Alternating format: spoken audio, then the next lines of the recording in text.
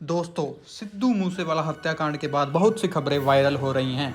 इनमें से एक खबर जो बहुत लोग जानना चाहते हैं कि आखिर सिद्धू मूसेवाला का कत्ल क्यों किया गया।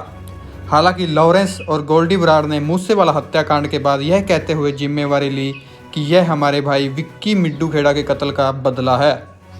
तो दोस्तों, आज मैं आपको सारी डिटेल बताऊंगा कि आखिर कैसे लॉरेंस ने मूसेवाला को मिड्डू खेड़ा के कत्ल का दोषी मान लिया। दोस्तों, विक्की मिड्डू खेड़ा ने +2 की पढ़ाई के बाद चंडीगढ़ के डीएवी कॉलेज में LLB में एडमिशन लिया और यहीं विक्की और लॉरेंस की दोस्ती हुई। लॉरेंस विक्की मिड्डू खेड़ा का जूनियर था और वह विक्की को अपना बड़ा भाई मानता था। डीएवी कॉलेज में ही दोनों छात्र राजनीति में घुस गए और 2009 में विक्की सोप्पू की तरफ से कॉलेज का प्रेसिडेंट चुना गया।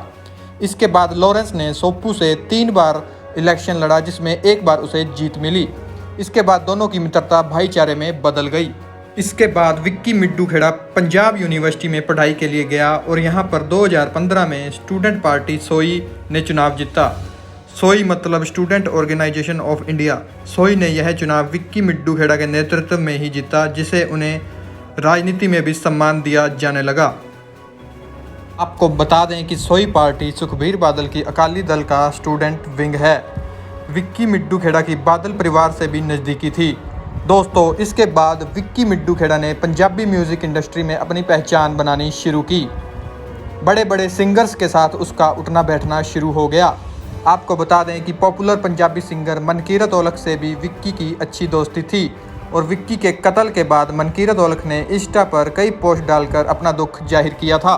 पंजाबी म्यूज़िक इंडस्ट्री में विक्की ने कई सिंगर्स को अपने पाले में किया और नए उभरने वाले कलाकार भी उससे जुड़ते गए, क्योंकि विक्की की सियासत में भी पहुंच थी और उसके पास पैसा भी था। साथ ही लॉरेंस बिश्नोई विक्की को अपना बड़ा भाई मानता था, तो ये कहा जाने लगा कि विक्की लॉरेंस का नाम लेकर अपना काम करता है और उन पर आरोप लगने लगे कि वे पंजाबी इंडस्ट्री में टॉप सिंगर को अपने खेमे में करना चाहते थे। इसी बीच कहा जाता है कि जब सिद्धू मूसेवाला के गाने पॉपुलर होने लगे और यूट्यूब पर करोड़ों लोग उन्हें देखने व सुनने लगे, तो उन्हें भी अप्रोच किया गया कि आप हमारी तरफ से गाएं, परंतु सिद्धू मूसेवाला ने मना कर दिया। सिद्धू ने कहा कि जो करूंगा अपने दम पर करूंगा। इसी बीच आपको बता दूं कि बहुत सी खबरें चल रही हैं कि सिद्धू के मना करने के बाद जब लॉरेंस चिढ़ गया तो सिद्धू का एक और गाना आया, बम्बीहा, जिससे लॉरेंस को लगा कि सिद्धू बम्बीहा ग्रुप से जुड़ गया और उनके लिए गाने लगा है। लेकिन दोस्तों, आपको बता दूं, बम्बीहा गाने को लेकर लोगों की अलग अलग राय है। कुछ का कहना है कि बम्बीहा एक पक्षी है और कुछ लोगों का कहना है कि बम्बीहा का मतलब गाने में असले को बताया गया है। अब लौटते हैं विक्की मिड्डू खेड़ा की तरफ।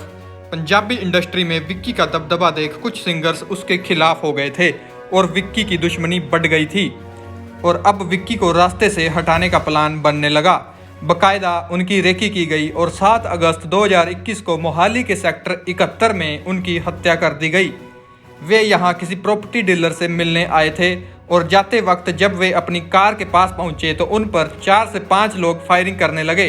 विक्की मिड्डू खेड़ा जान बचाने के लिए भागने लगे, लेकिन बदमाश उनका पीछा करते हुए लगातार गोलियां बरसाते रहे और उनकी मौत हो गई।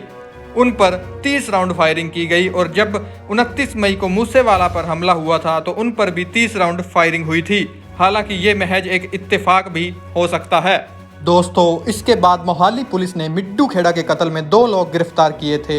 एक का नाम अमित डागर और दूसरे का नाम भूपी था, परंतु ये पता नहीं चल पाया कि कत्ल के पीछे वजह क्या थी। इसके बाद 29 मार्च 2022 को दिल्ली पुलिस ने किसी और मामले में 3 लोगों को गिरफ्तार करती है।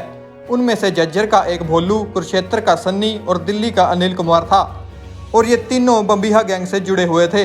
पुलिस इन्वेस्टिगेशन में इन्होंने नाम लिया कि विक्की मिड्डू खेड़ा के कत्ल में सिद्धू मूसेवाला के मैनेजर ने मदद की थी।